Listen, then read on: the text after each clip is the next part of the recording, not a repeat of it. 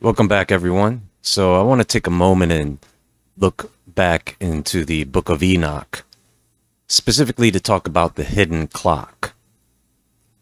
Most people have no idea that the Book of Enoch might actually have within it a divine method of timekeeping, especially in chapters 72 through 82, what's called the Book of the Luminaries. It gives us a full breakdown of how the sun, moon, and stars move in the sky, almost like an ancient astronomy manual. It introduces a 364-day calendar, which was shown to Enoch by the angels. They called it perfect, not like our 365-day solar calendar, and definitely not like the moon-based Hebrew calendar. This was heaven's calendar. The idea is that when humans switched calendars, when we stopped following this rhythm, we broke our alignment with the Creator's timing. Some believe the fallen angels or watchers corrupted time. Enoch lays out 10 symbolic weeks, or long prophetic ages that map out the rise and fall of human history. These weeks tell us when the watchers fell, when the flood happened, and when nations would turn away from truth. But they also describe a final judgment and a total purification of the earth. He even describes how the sun passes through 6 gates or portals in the sky, marking the seasons. He explains why the moon eventually falls out of sync and how that creates confusion here on the earth. Think about it.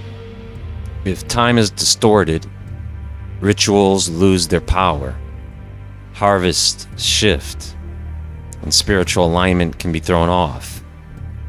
This is why the elites, the secret societies, and some parts of modern science are using this knowledge, timing rituals with eclipses and solstices, trying to bend or delay judgment. It's like they're trying to use the old clock for their own agenda. So here's the real question. What if time is a trap? And what if the Book of Enoch wasn't just telling us what happened, but showing us when it would all happen again?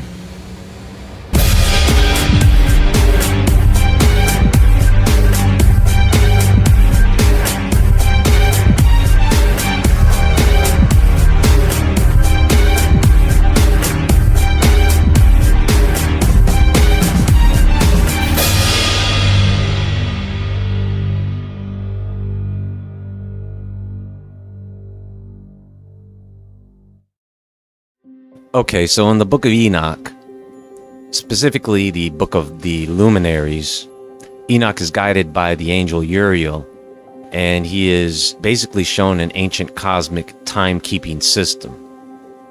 Enoch is taught that the sun and moon follow exact paths through specific portals in the sky. There are 6 portals in the east where the sun rises and 6 in the west where it sets. These are like invisible zones in the sky that the sun and moon travel through in a predictable rhythm.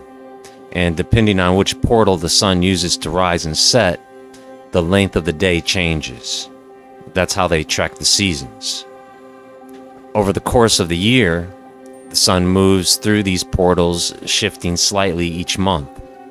For example, when it rises in the 4th portal, the day gets longer and longer, and nights get shorter.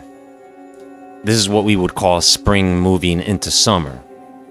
Eventually, it reaches the 6th portal where the day is at its longest, basically the summer solstice. Then it starts to reverse. The sun begins moving back through the portals in the opposite order, and the days slowly get shorter again. Enoch explains this process in parts, almost like measuring time in slices. When the day is at its longest, it's described as 12 parts long, and the night is only 6. But when it reverses and the year heads towards winter, those numbers flip. The night becomes 12 parts and the day drops to 6. These parts are just a way to measure how light and dark shift throughout the year. Now, this entire system is built on a 364-day calendar. According to the text, this was the original calendar, a heavenly calendar, and Enoch was shown it by the angels. It was perfect, no leap years, no adjustments, just pure repeating time. So the Book of Enoch suggests that when humanity stopped following this calendar, we actually broke our alignment with sacred time or God's rhythm. And according to the text, the fallen angels played a role in corrupting this timing. Once that happened, things like rituals, harvests, and festivals became distorted. So after learning how the sun moves through the sky, Enoch is shown how the moon works. Uriel explains that the moon also follows a pattern, but it's a bit different than the sun. Instead of one steady rhythm, the moon's brightness changes throughout the month, waxing and waning. And Enoch is told that this change happens in parts or phases. The moon's orbit isn't random either. It rides in a kind of chariot, powered by wind, which is symbolic, of course, and it receives just a portion of the sun's light, about 1/7 to be exact, when it's full. Enoch learns that the moon becomes visible again after 30 days, and that day marks the beginning of the new month. Just like the sun, the moon also enters and exits through different portals in the sky. But the moon's path shifts slightly each month, sometimes following the sun closely and other times pulling away. And as it moves, it goes through phases of light and darkness, building up to a full moon and then fading back to darkness, in 7 parts going forward and 7 parts going back. Uriel explains how over the course of years, the moon and sun gradually separate in their timing. Over 5 years, the sun gains about 30 extra days compared to the moon. But the moon is precise and it never gets more than a day off. It always corrects itself to stay on track. Enoch is also shown the mathematics of this. So 3 years add up to 1,092 days. 5 years is 1,820 days. And 8 years is exactly 2,912 days. And the reason he tells them this is because time is built on cycles of days, months, and years that are meant to align with the movement of these heavenly lights. Uriel also points out something called the intercalary days, which are extra days that aren't part of the regular months. There are 4 of them each year, and they're placed strategically throughout the calendar to keep these things balanced. But Uriel warns that people often forget about these days or ignore them, and that's where mistakes start to happen in timekeeping. When these days are left out, our calendars become misaligned with the original heavenly order. So Enoch sees that there are 12 portals in the sky from which light and heat are released at different times. These are connected not only to the sun and moon, but also to the stars, the winds, the dew, and even the warmth we feel on Earth. Everything follows a system.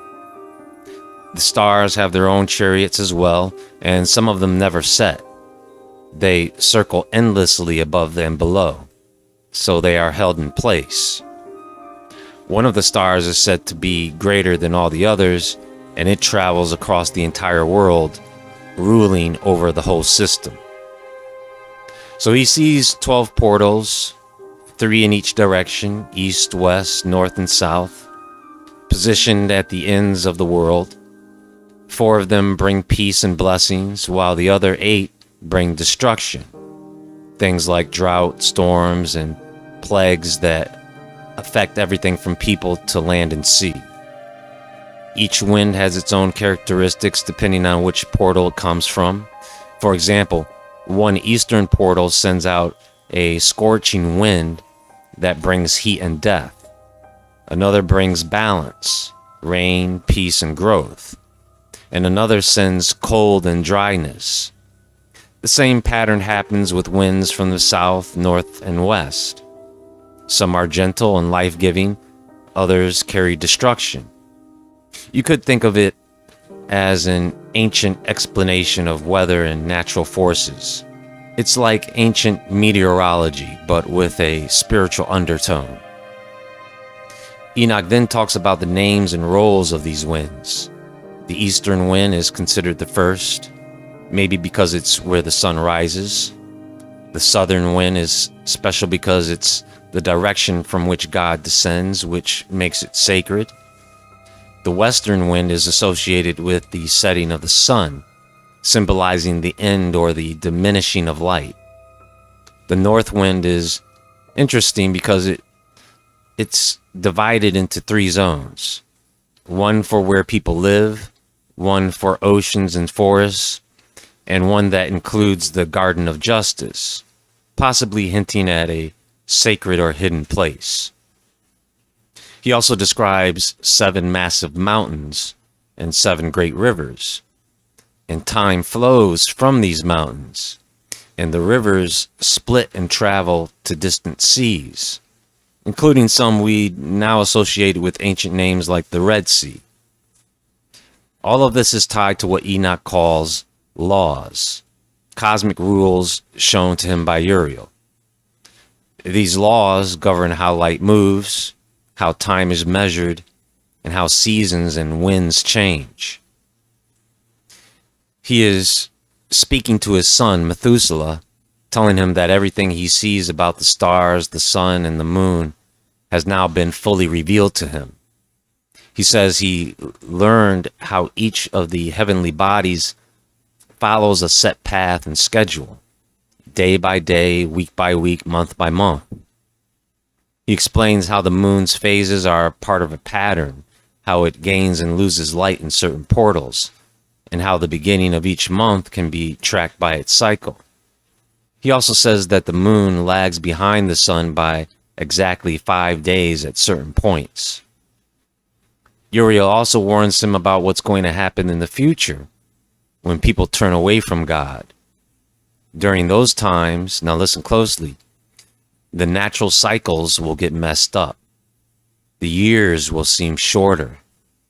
The rains won't come when they're supposed to. Crops will fail, and the moon won't follow its normal path. Even the stars and their leaders will go off course, and people will start to believe strange things about them, treating them like gods instead of recognizing the true creator.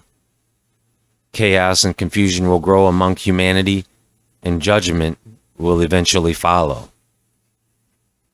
Enoch is then shown the tablets of heaven, which hold the record of everything, every action of every person who will ever live.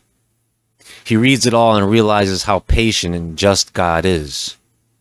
He says, the happiest people are those who die with a clean record, those who live righteous lives and don't have a book of iniquity written about them.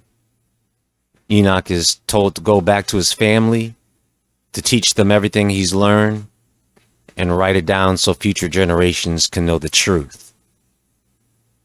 He's given a year to do this before he'll be taken up again.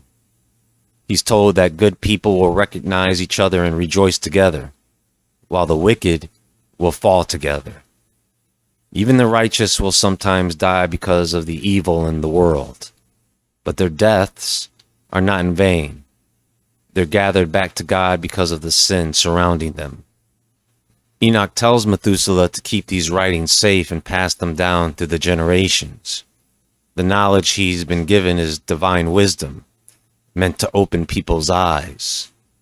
He says those who truly understand it will stay spiritually awake and alert, and they'll value this wisdom more than food itself. He also gives insight into how the calendar works according to heavenly order. There are 364 days in a year, with extra days that people often forget to count. These extra days are important because they help align the seasons, the festivals, and the movement of the stars. Specific angels oversee the divisions of the year, each ruling over a portion of time.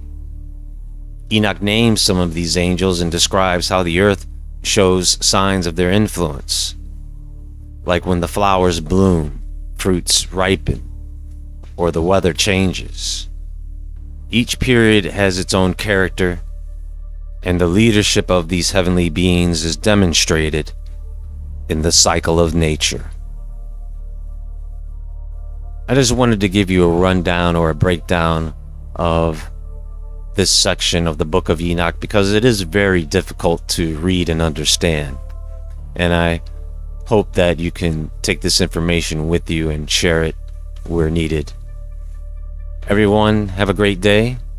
And until next time, stay awake, stay aware, stay safe, and I'll talk to you all soon.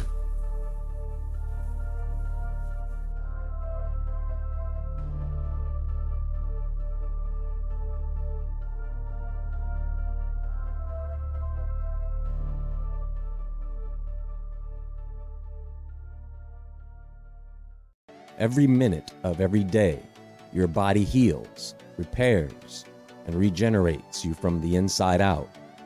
Yet everyday exposure to heavy metals and toxins builds up and blocks your body's natural abilities. Natural zeolite is nature's answer to our toxic body burden. Breakthrough sound wave technology creates the world's first colloidal zeolite. Touchtone Essentials Pure Body Extra Colloidal Zeolite helps clean out the chemicals from the body with an easy-to-use spray so you can make room for healthy in your life. Click the link in the description box below to order your supply of zeolite today, because now is the time to live your best life.